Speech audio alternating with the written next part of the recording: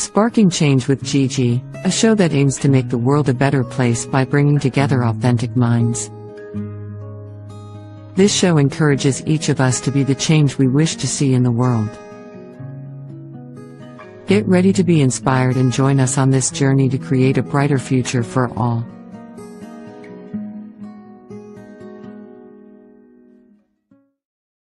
Welcome everyone to Sparking Change with Gigi. I'm your host, Giovanna Tartarone, and today's show we will discuss taming your inner critic and how we can agree that we all have one, but how can we use it to guide us in our direction of joy and harmony?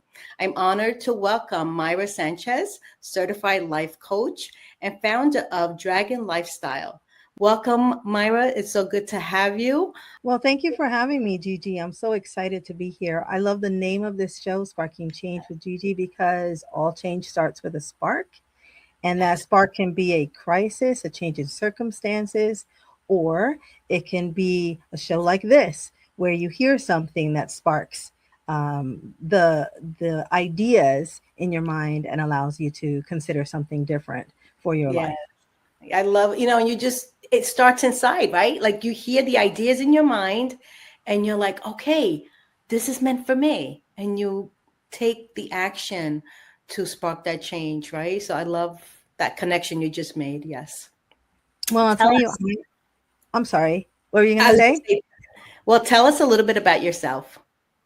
Well, I will tell you that I am a big, passionate person with personal development. I mean, I love personal development, and I love the idea of high quality living.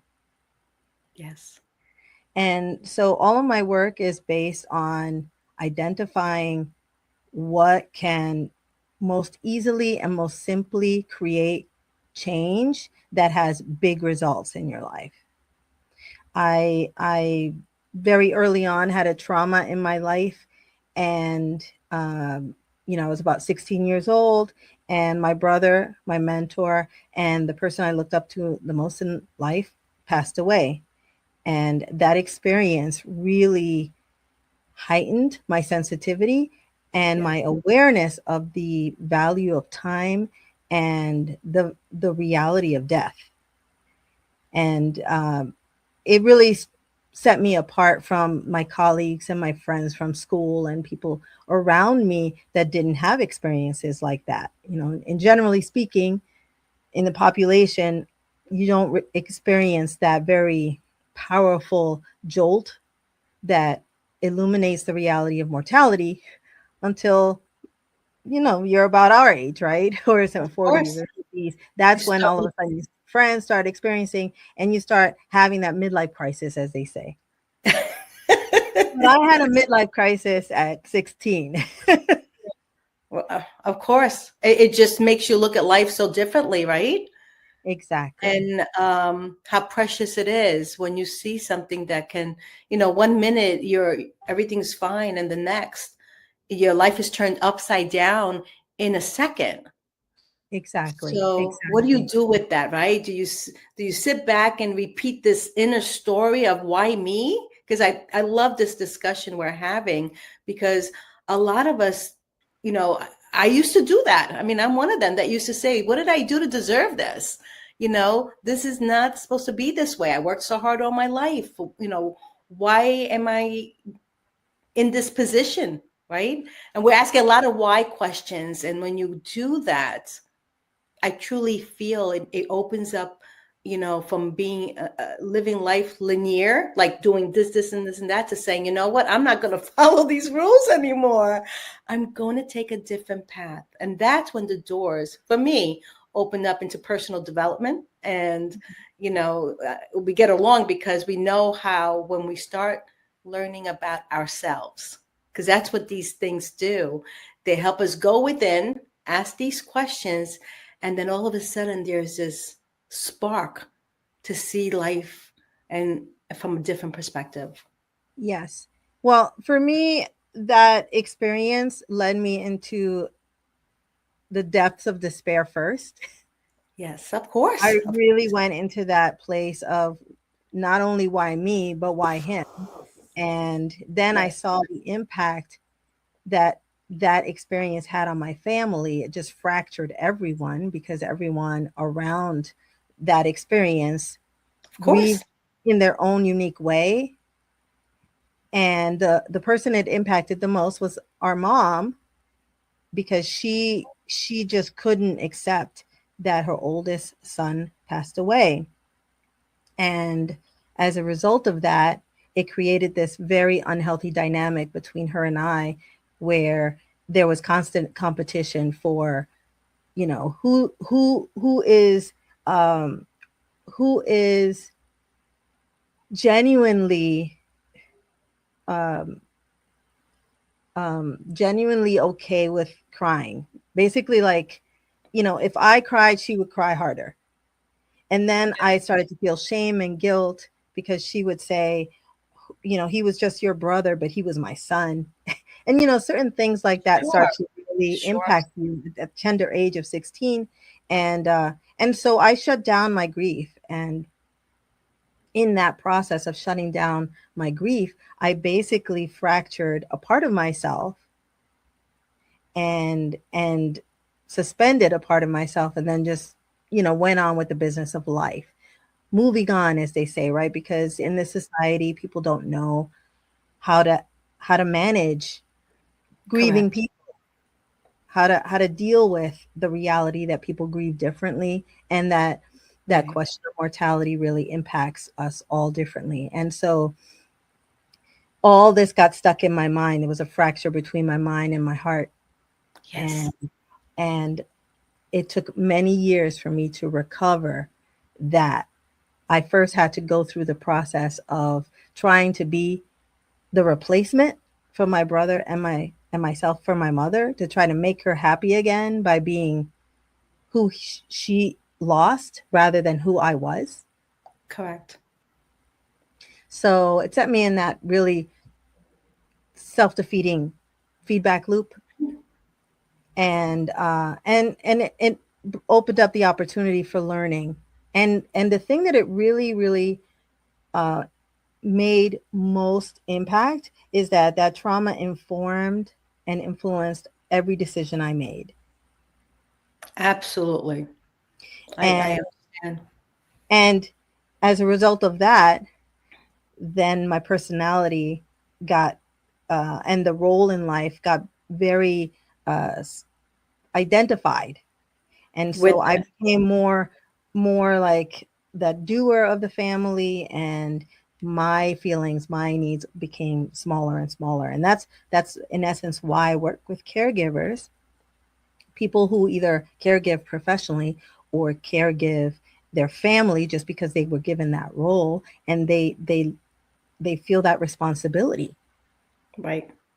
and they can't step away from it.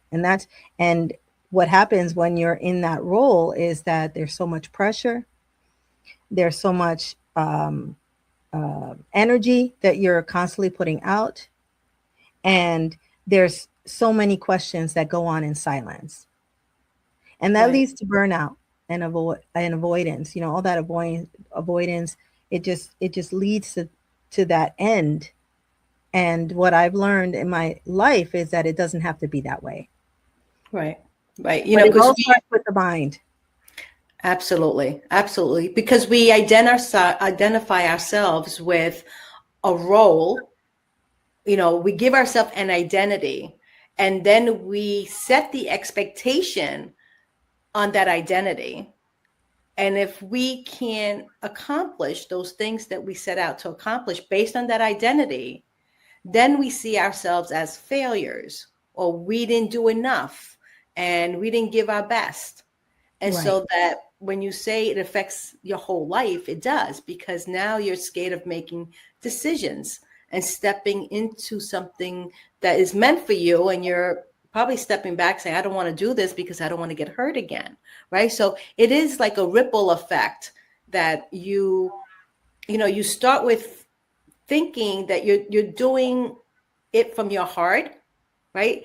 And you're doing it because you're compassionate, you're a lovable person, but you're actually setting yourself up for disaster, in a sense, Right. like a inner battle, because you're supposed to be the role model.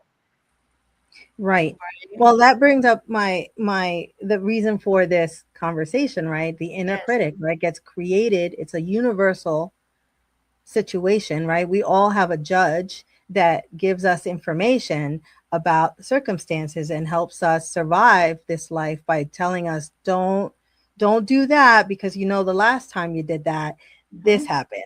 And that's just going to happen again. So don't do it. And it erodes the trust that we have in ourselves. It erodes the trust that we have in other people. And Right. over time, it just leads us to be completely depleted. And I'm sure that Yeah. none of us can really give from an empty cup. Right. But you learn that, right? It's not something that we even, I was born in Italy, very old fashioned style upbringing. The women give it all. We don't think about our cup. We don't have a cup. The only cup we have is the one that we drink from, right? But we don't think about, how to satisfy our needs. We put everyone else first, right? And so to learn that you need to fill up your cup first, it comes from seeing the disaster that happens when you don't. It's like from experience that you start to learn it's not being selfish, it's being strong so that you can take care of others. Right. Well, I think that there's a healthy selfishness that Yes. is important to have, right? And when you don't have that, it leads to these type of situations where you just give and give and give, and then everything that you have gets eroded, right? And it's very clear when you get on a plane and they tell you if we hit moments where those oxygen masks come down, the instructions are put your own mask on first before you address the children or try to help anybody elderly or anyone else. And I think the thing is that you bring up a good point. You came from Italy. I was raised by a Latin family, so I'm sure we have very Similar, common and similar attitudes in our culture, and that cultural influence, when it's not evaluated or updated over time, it leads to that situation, because you have to have an inner conflict because you're not being a good girl. Right. So the critic flourishes under that resistance that gets created when we experience that tension of opposites, where we know what we need to do and we know what we want to do and we know what's not okay to do in the system that we're in. And it takes a lot of courage and self-love to be able to trust that the people around you will adjust and be okay with you taking time for yourself and you taking time to address the things that matter to you. Right.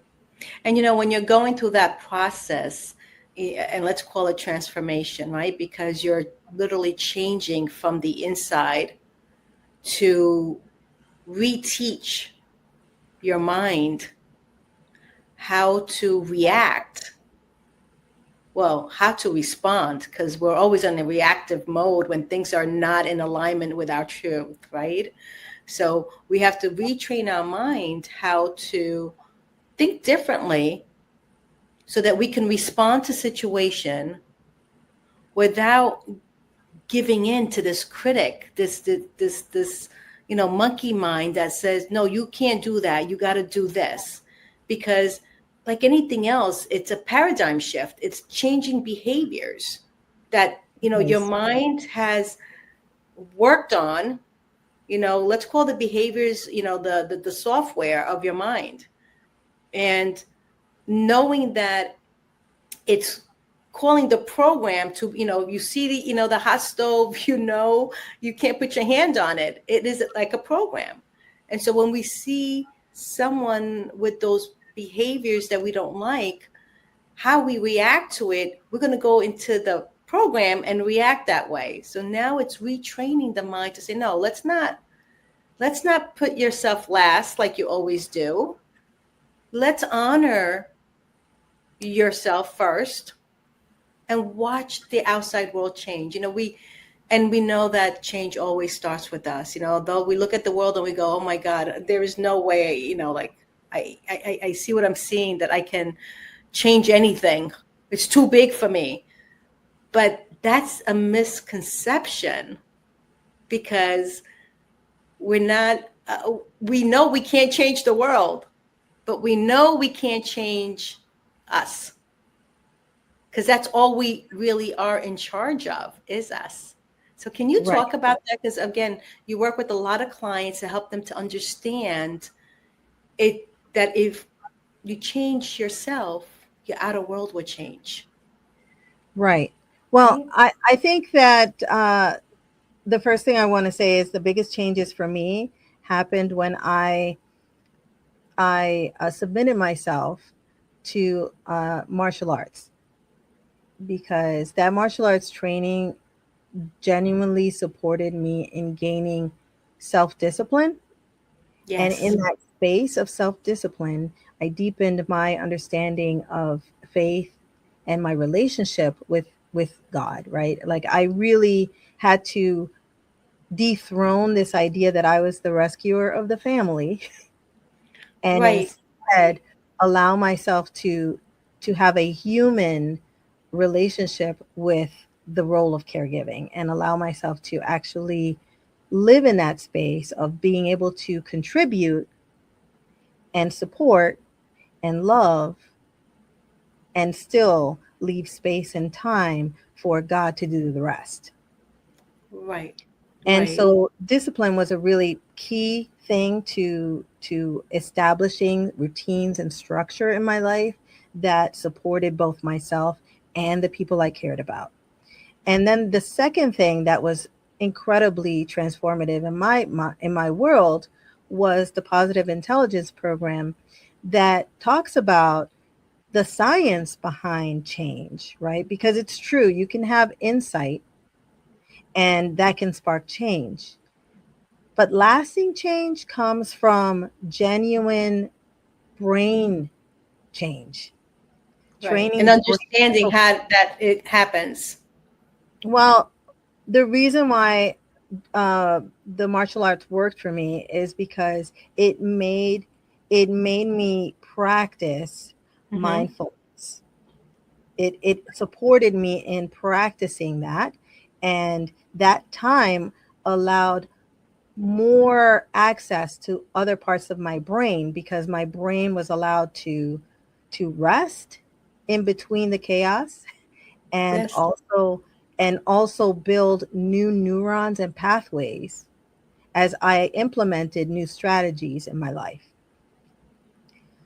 So the biggest thing that caregivers struggle with is time and pressure, right? Because when you're doing a lot and you're busy and you feel like everything is so important and everyone else is so important, and it is, you have limited time. So having simple routines that give you big benefits is very helpful. And so practicing Qigong specifically was very helpful for me. It was 20 minutes a day, and I could find 20 minutes for self-care in my day at that time. And but then it's discipline, right? It's literally putting it on the calendar and saying 10 o'clock is, 10 to 10:20 is for me.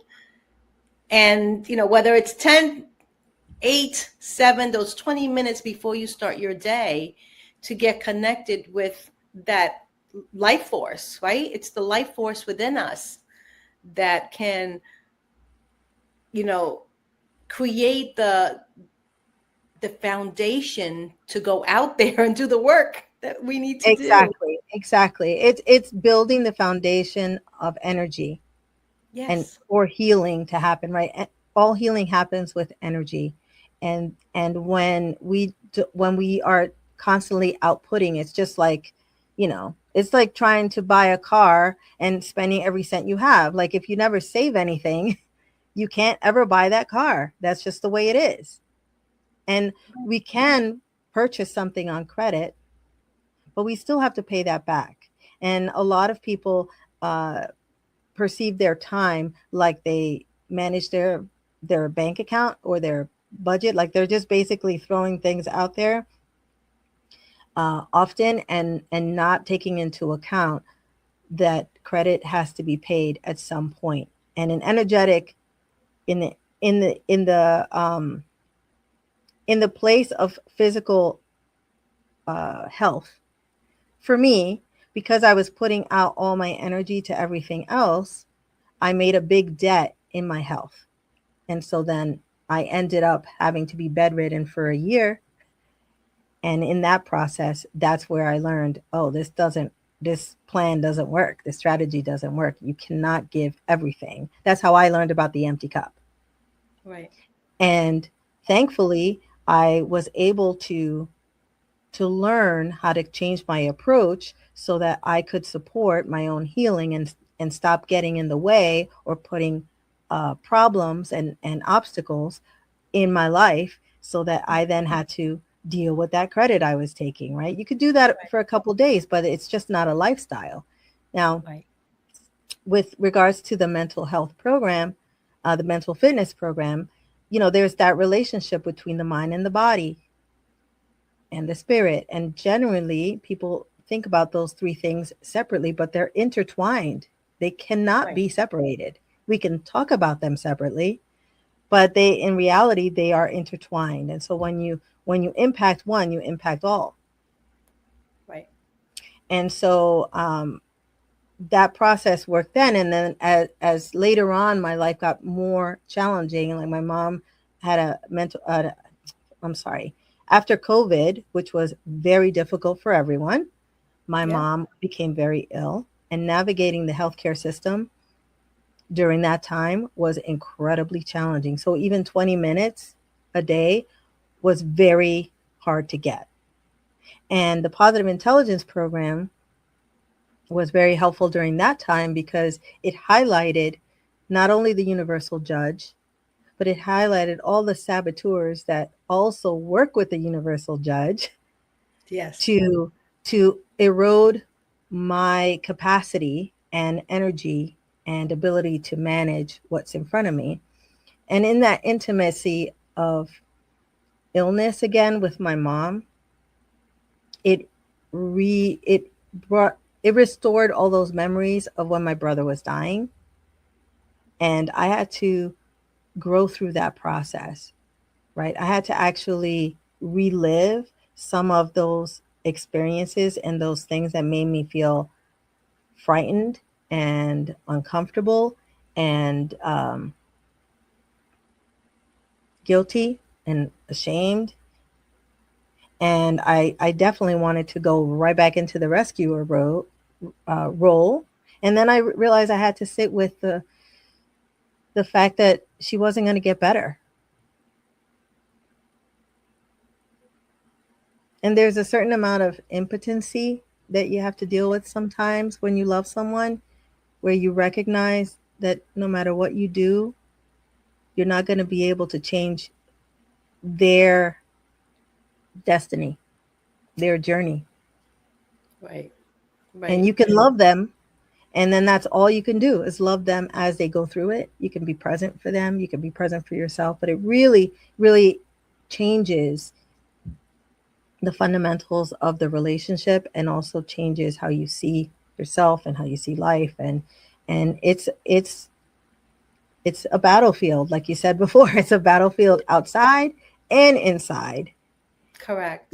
So you need things that are going to be advantageous during that time, because at that time when you're in crisis, you cannot create a new practice.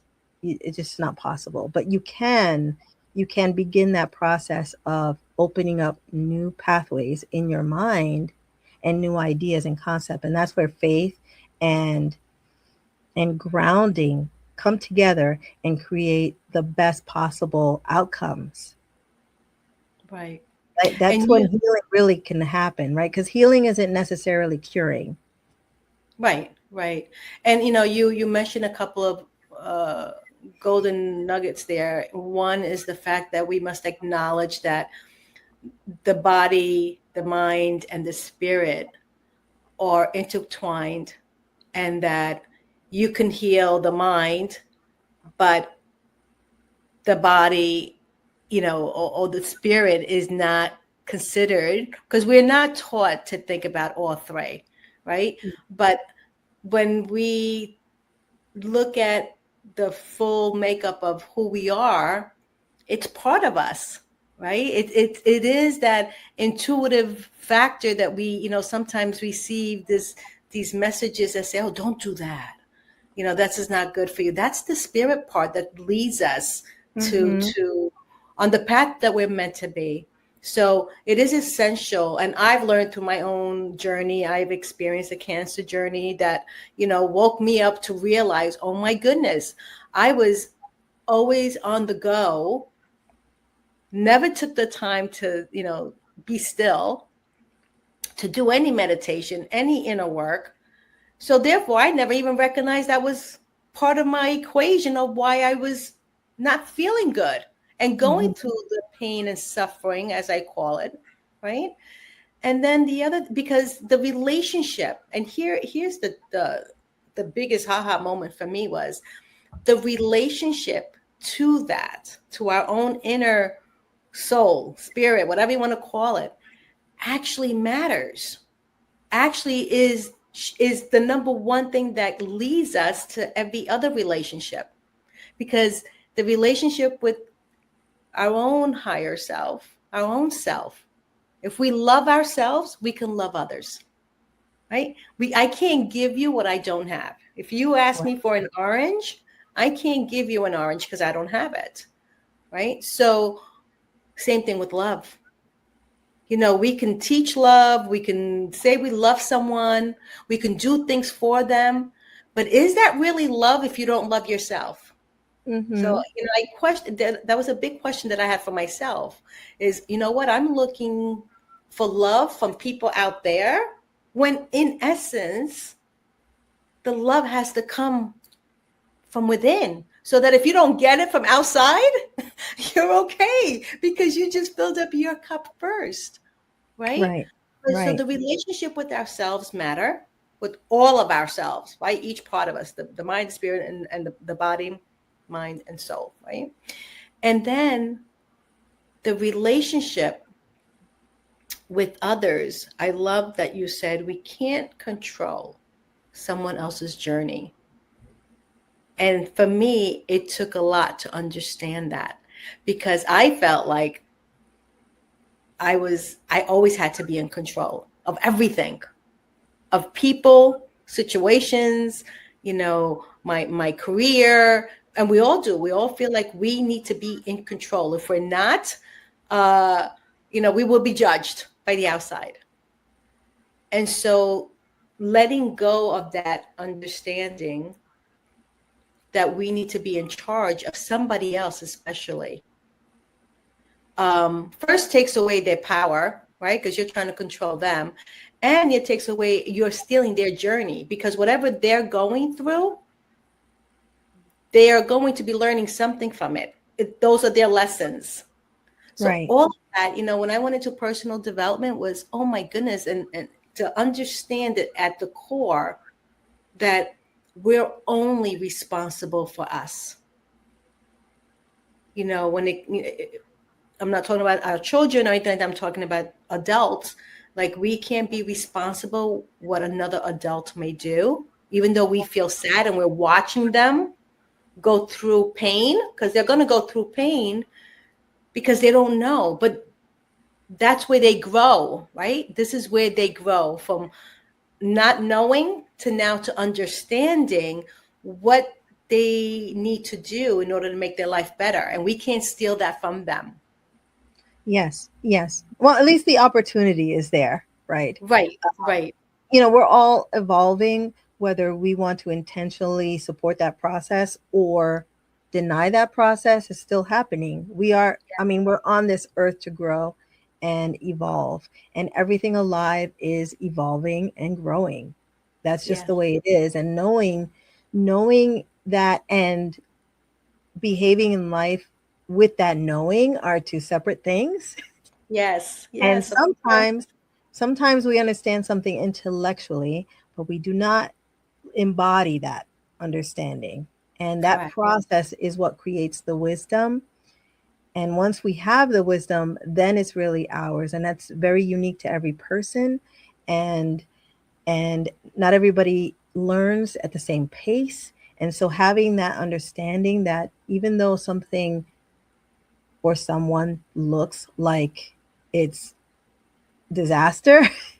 doesn't mean that it's not a purposeful Correct. circumstance or a purposeful moment in a person's life that leads them to the next step. And I really do believe that in that process of relationship, both parties have the opportunity to grow together. That if you're the helper or the one being helped, you're still collaborating in that same process. Yes. And it's not one-sided.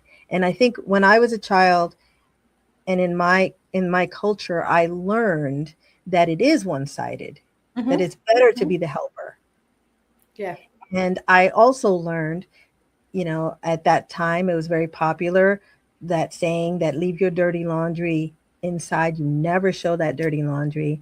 And it really created that struggle in me to be authentic and talk about genuine struggles I was having, because I immediately felt that that somehow made me look less than, made me look um, weak, and therefore I wouldn't be able to fulfill my role that had been given to me as a kid. Whether it was the right role for me or not, it led me to where I am today, and I'm grateful for that journey. Right. And I recognize that that informs a lot of what I do and why I do it, because there was a lot of missing pieces and a lot of missing context and information that I did not receive. And so Mm-hmm. it's very important for me to open up those places, because once a person gathers more context, they can make a better choice. Yes. Yes. And it's becoming aware, right? Because with understanding, you gain that you gain that empowerment, right? You gain that empowerment because you're now looking at from not just one way, because there are so many ways you can look at something from a different from a different perspective, right? But you're taught one way. And you mentioned something before, how caregivers continue to give, but I also think that is connected to, and help me to understand if I'm correct or not, is the fact that a lot of giving is because they're wanting to be validated that they're great givers. They're missing something in themselves, meaning like, if I keep giving, then I'm being considered a value to them, and I'm worthy, and they love me, right? Because when we neglect ourselves and we're looking for validations from others by giving or doing, whether you're buying gifts for people constantly, it's like you're you're needing something to fulfill yourself.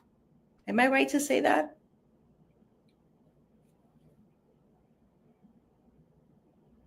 Because again, like I said, in my origin, in that traumatic experience I had as a young girl, my brother was the star of the family. He was the person my mother had parentified early on, and he was the one that she relied on to take care of the rest of us. And she always um, highlighted all his qualities and everything that made Right. him amazing. And he was amazing. I do not discount that. But it did create a feeling, even though it was unintended, for the rest of us siblings to feel like we're not ever going to be good enough. We're never going to, we're different. Right. And for me specifically, because my brothers and I had a big gap, I was the youngest and the only girl. it also really added to that idea and concept that if I wanted to be loved, which every child wants, Of course. I have to be a certain way or do a certain thing, and then I'll get it. And that makes love transactional. And Right. so then the idea is that you have to compete for that. And all of those unhealthy habits were just part of the rules. And nobody um, reviewed that. Nobody looked at it. Nobody questioned it. Everybody was like, these are the rules. This is what's right. This is how you do it. Right. And later on in life, I had to do that hard work of reevaluating the rules and considering, is that right? And Correct. is that universally right? Is it right for everyone? Mm-hmm. Is it right for me? Right? Because those questions are very important, because there are only a few things that are right all the time and for everyone. Right. And if we can wrap our heads around that idea and that concept, it allows us to collaborate more as human beings with each other rather than compete for resources Yes. and love. And love is an infinite resource anyway. It's infinite. The more you give, the more that comes and flows through you, Right. right? So it really goes up. It's an opposite idea from what you get taught to do. Absolutely. Absolutely. And so it feels unfamiliar at first as you consider the possibility that it is an infinite resource and that you can experience that love and increase that love in yourself and then give out that love, and there's never any concern of it ending or um, or diminishing. And I And that think, really helped me move through the grief right. in a healthier way, because I realized, yes, love can change. And so then the form changed, with the love for my mom, the love for my brother, the love for the other people that I like that have passed on. That doesn't change. That stays. And I can tap into that and I can feel that and I can experience that. And that supports me from going into the depths of despair and this idea of loss where there's nothing left. Right. Right. I Right. remember the year my mom died, which was only a couple years ago. I I had Thanksgiving and I looked around the table and it was an empty table. Like all my family members are gone.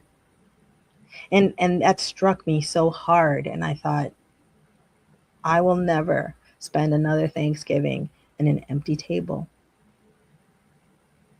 Mm-hmm. because my value is collaboration and connection. And it's, if I can bring friends to share that moment in time and be grateful with me about being alive, about having the bounty of a meal, if I can share that, I'm going to make that effort, right? Right. I'm going to live even though I miss my family members.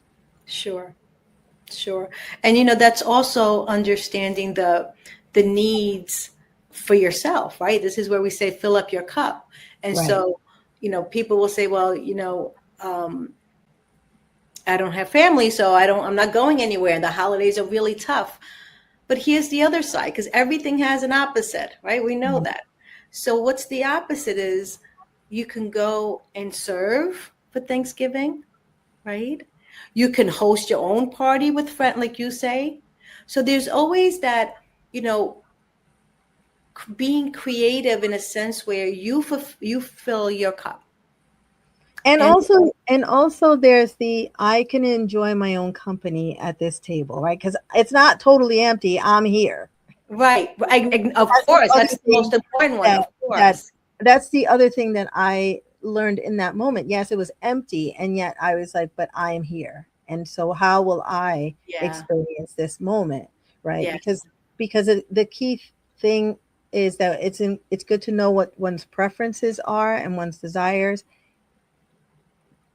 and it's not so good to be dependent on it Right. to the Right. point where you deny all possibility just because you can't have it, right? It Right, we right. all get what we need. We may not get what we want, but we all get what we need. And to like actually Yeah. embrace that idea and live in, embody that concept and be in that space of like, okay, this was my turn to just be with myself, to get to know myself a little bit more deeply and be in the presence of myself for Yeah. that Thanksgiving. That was a valuable moment. Correct. Correct. And so you learned in that situation to, like you say, be okay to just be, to have that relationship with yourself, by yourself. And that is one of the biggest lessons I had to learn myself, because if you're running 100 miles an hour and you're like a robot and you don't have time to be with yourself, that relationship that you can't have with yourself trickles out to your relationships you can't have with your husband, your daughter, your son, your family, your friends, your coworker, your boss, because it all starts with the relationship we do have with ourselves. And the relationship with the inner critic, Oh because my that goodness. that inner critic was at that table with me while I was sitting there alone, right? But And you know so, what else was with it, was with you? And yes, we call it God, right? right, They were both in you. The right, faith and the fear, the critic, the devil and God, however you want to call it, they were both there at the same time. It's exactly. which one did you give energy to? Did you feed the critic that was saying, oh, look at you, you're by yourself? Or, hey, it's just you and I today. Go ahead and take a Well, nice bath.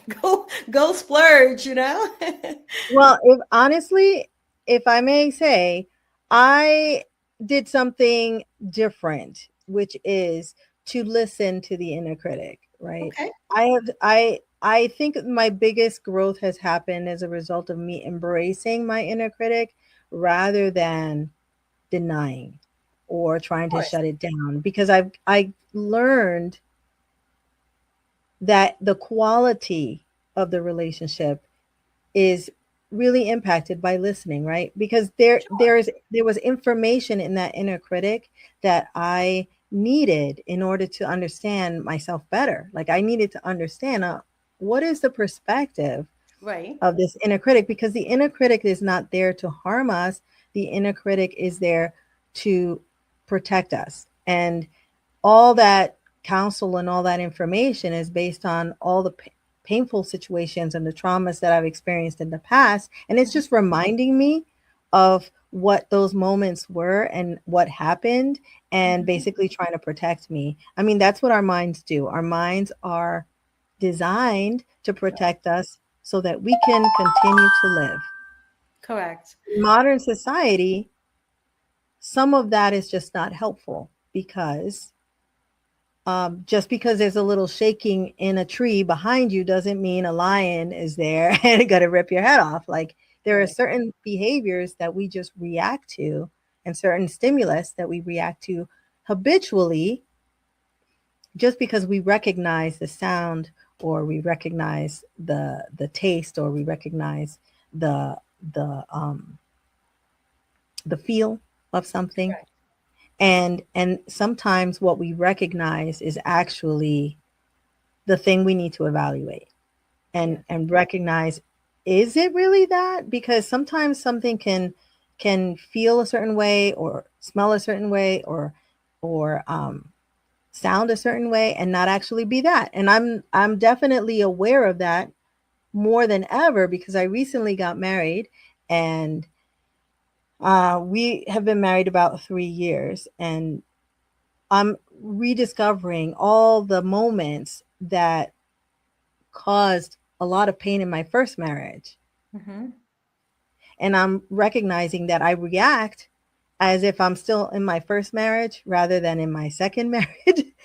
And it's really important for me to have conversations with my inner critic, because I recognize, okay, that's information, right? That's all it is. I can be neutral about that information rather than allow the information to set off an emotional charge that then I cannot regulate, and that influences my behavior. And that is where we really win the battle, when we are able to accept information in a neutral place, and we just recognize it as information. That's all it is information. And it gives us an opportunity and a pathway to a new decision, or to reaffirm a decision we already have made, right? But we have to be able to evaluate things with that neutrality so that we can really be our best selves,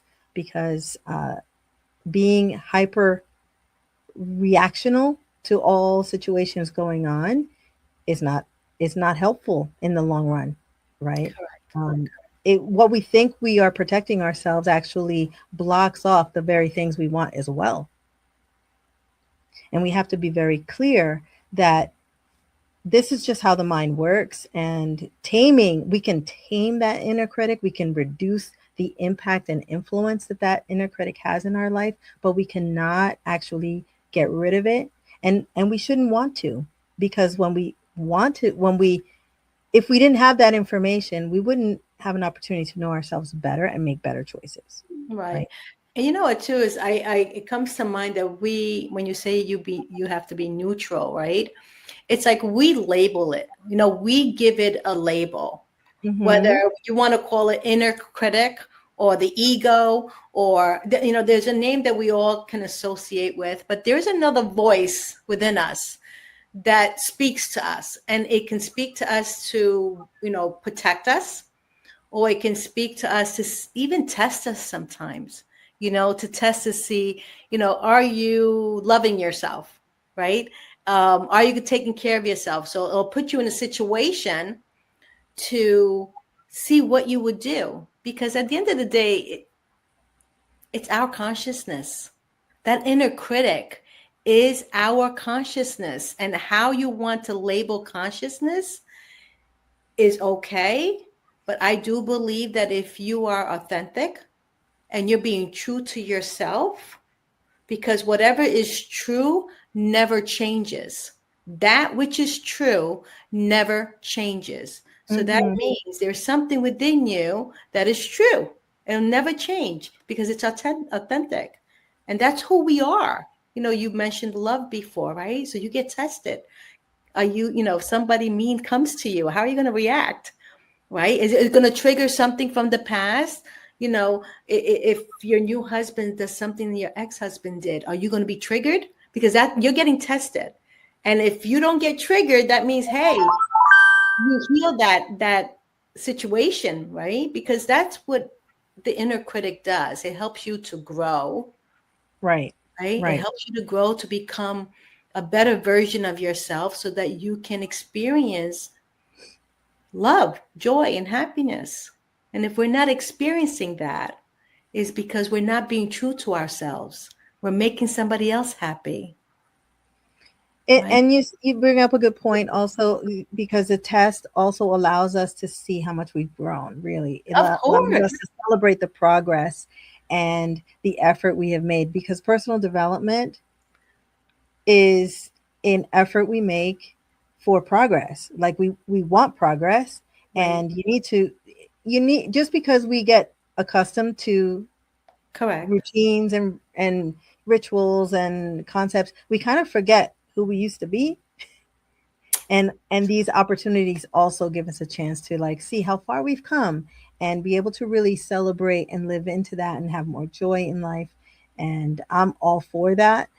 Celebrating all the little tiny wins and also the really big wins, and not delaying or denying that possibility, because that is in fact what creates quality of life. Yes.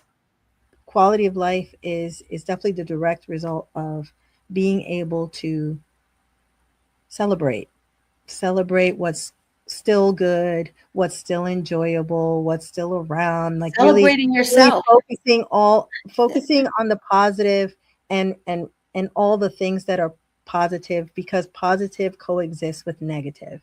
And If we're only looking at the negative, we're missing half the story. And if we're only looking at the positive, we're still missing half the story. So Correct. it really is the best to be able to expand the mind fully, Yes. to embrace both the positive and negative in that space of neutrality where we recognize it's all working together for good. It's all working together in in in that way that the world was designed, right? If we really have faith and believe in God and have any spiritual tradition that requires faith, which they all do, you come to that understanding at the roots. It's like if we really, really believe that God created the world and that God is good and that it is love and we are good, then the negativity has a purpose. It is not just, why does this happen to me? Right. Why is this so awful? Because we really don't know what the grand, big, major picture is. We are called to sometimes witness traumatic events, and sometimes we're called to actually be in the process and in the middle of the traumatic event. And also the recovery happens as a result of being open to growing through that process. Right. And I believe that that leads to, just from my own personal experience, helping others who are going to go through the same journey that you did. Right? Because Exactly. we are here for each other. And, Mhm. you know, if you tomorrow meet a lady in a supermarket and she's crying and she's saying, well, I just lost my sister. Well, guess what? You were brought there to go to the supermarket at that same moment for you to meet that person so that you can help her get through, even if it's for 5 minutes conversation, to share with her, I've been there. I know what you've been through. Here's my number. If you want to talk to me, I'm here for you. Just Right. that alone, the impact that you've made to that life, right? To that person's life, you don't even know what you've done, So right? true. So true. So we So all true. have, yeah, so we all not only learn from these experiences that we have, we actually become the expert of the experience, because that's when we become most useful to others, is sharing Right. your experiences, like your story that you just shared today. You know, who knows? We're talking about inner critic and how mental fitness, you know, helps you. But at the core of the message of this show, which I can say with all my heart, is that if someone watching this show has just lost a loved one, they can call you and you can help them get through it, right? Because Yes. of your story. So it's powerful. This is very, very powerful. This is when we can spark change, because we transformed from the story and now we can help somebody else go It's through true. it. It's true. And that idea of sparking is light, right? Is bringing light into a situation. My martial arts master used to say that we are all only as sick as the biggest secret we keep. And Love that. sickness lives in darkness. That's right. Healing is a result of light. Light is necessary in order for healing to happen. And so to be that spark is about bringing light. Because I remember when I had that loss, it was just black. Everything just That's right. became That's right. black. And I lived in that darkness for a long time, and I nursed that darkness for a long time, and I identified myself through that darkness. Yes. And that, again, what you said about culture and women and this expectation that we should always be just giving and giving and giving. I mean, we are designed as women to nurture life. That's what we're designed to do. We can't help it. I would like to help it sometimes, honestly, Right. but we cannot help it. We hear a baby cry, immediately we open up to Right. nurse life, to nurture life. And it is actually stepping into that role with joy and allowing ourselves to actually recognize, okay, that is my purpose, that is part of my design, and I can experience healing through that process, because as we give, we receive, and allowing that cycle to happen and that light to go back and forth is so beautiful and so important. And For so true to who we are. So true Exactly. to who we are. Because like you said, we are light, right? Exactly. And sometimes our environment, our society, people right now, they're on their phone constantly. They're not making relationships. They're comparing themselves to what they see on Instagram, and all of that starts that inner critic that will bring you to the dark, because you're Right. saying, I'm not good enough because, this person looks better than me. So Exactly. once you switch that narrative, that story, to say, I am light, I am lovable, I am love, I am worthy to receive love. Everything is the I am, right? When we switch the I am, that I am, you begin to just feel that fulfillment, that empowerment. It empowers you to go out there without fear, to address it with the understanding that, what is this lesson trying to teach me? Right? Because Right. that's every time something happens to me that it's not in alignment with me, or someone tells me something that I feel, like a little tightness, and I'm like, what is this trying to say to me? And then that's the real growth, because it can't all be, cherries on top of the ice cream, right? So, but that's where the growth comes in. And, I love the work that you do. Talk a little bit about positivity, intelligence positivity, so that people know what that is.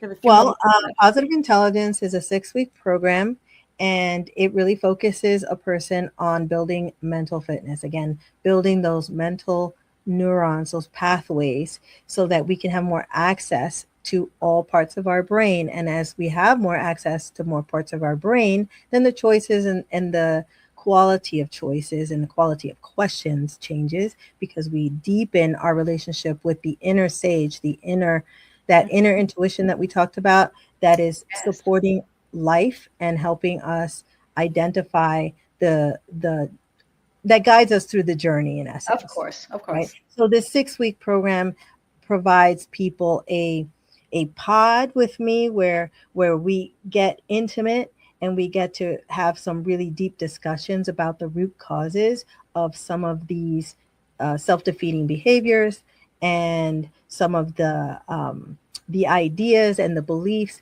that are creating such negativity and creating negative impact in a person's energy, in a person's performance on the job, Yes. and in their relationships, right? The relationship with ourselves and with others. And so it gives us tools, and it gives us tools and insight, and also that space for specific mindfulness work that happens over 6-week times. And it's transformational. Like, you start Yeah.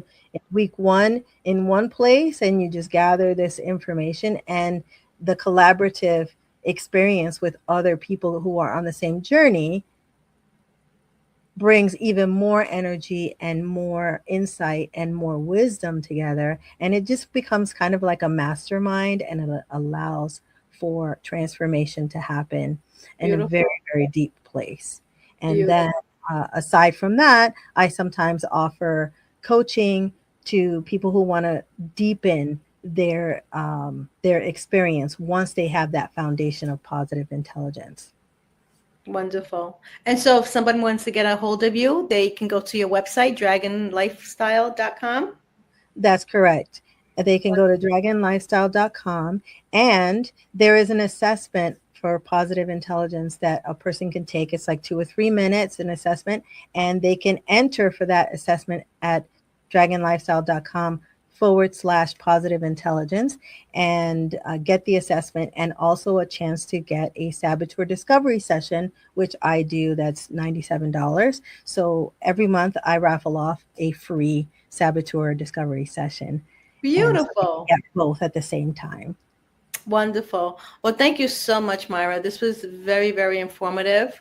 I'm sure people are going to kind of like sit back and think about their inner critic after the show to kind of, assess, like, maybe there is something that they want to change or address in their life so that they can, move forward. Sometimes that inner critic keeps us stuck in, really going forward after the things that we really want in life. So I do believe that this show can bring some great understanding and open up the mind to expand and learn more, right? So I appreciate your time. And again, if anybody wants to connect with you, they can go to dragonlifestyle.com. Thank you, everyone, for joining me. I'm your host, Giovanna Tartarone. Thank you, Gigi. My pleasure. Until next week, see you then. Bye-bye. Bye-bye. Thank you for joining me on Sparking Change with Gigi. I hope that our episode today has ignited a spark within you to create positive change in your own life and in the world around you. To learn more about how you can become a guest or supporter, head over to sparkingchange.now.com. If you enjoyed today's episode, please consider subscribing, sharing, and leaving a review. Your feedback is incredibly valuable to me, and it helps me to continue producing content that sparks change in each of us and the world. You can find us on various platforms, including Google Play Store, Apple App Store, YouTube, Facebook, Roku, Android TV, Apple TV, and Amazon Fire. Thank you again for watching, and I look forward to having you join me again next week on Sparking Change with Gigi.